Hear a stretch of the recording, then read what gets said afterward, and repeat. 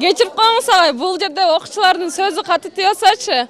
Андан кийин монтип эми бар эле жоон санын көрсөтүп эле кийип алса, алардын ыйманы кеткен эмес да. Азыркы заманга жараша, эң азыркы модага жараша кийип аткандыр кийсечи.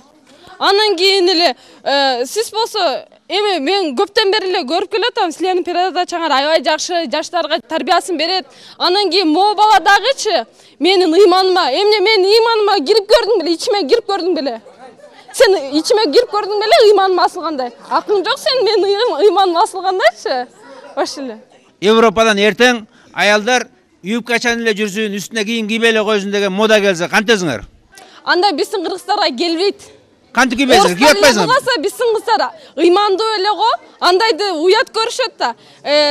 Мурда курзагын көргөзгөн эмес, туурабы? Мурда аялдар курзагын көргөзгөн эмес.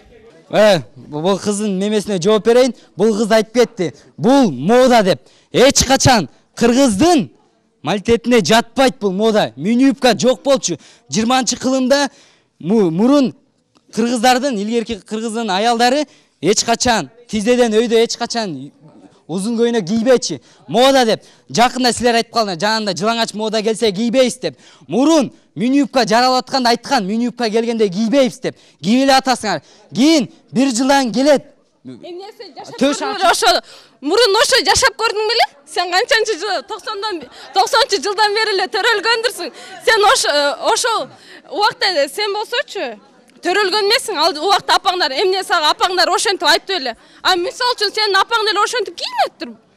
Кудай сактасын, тарыхта калган ушул нерсе айтылат тарыхта. Мурун кийбечи деп. Эми 1-2 жылдан Кудай сактасын, 2 жылдан кийин жарым жылаңач келет. Европада мода деп. Ошону силер кийесиңер мода депчи.